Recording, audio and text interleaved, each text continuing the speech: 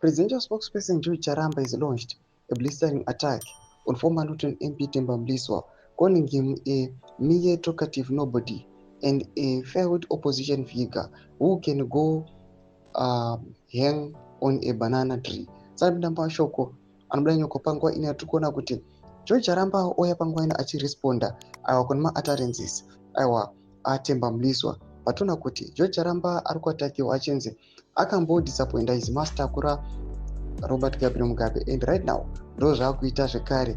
Sarabida mashoko abuda nyoko panguva ino yatichiona Joe Charamba achipinda ropa subscribe or like watonga pay like one.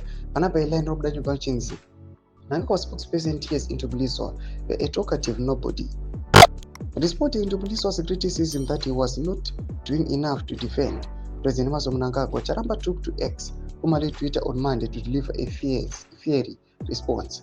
In quotes, I hardly have time for a failed opposition figure who seeks to play savior to my principal or to ZVAITWA, which he is yet to rejoin. Charamba posted, I will only take notice of his errant views when he becomes a member of ZVAITWA or an MP after winning a seat in a free and fair electoral contest. For now, he is a mere talkative nobody who has no lessons for me.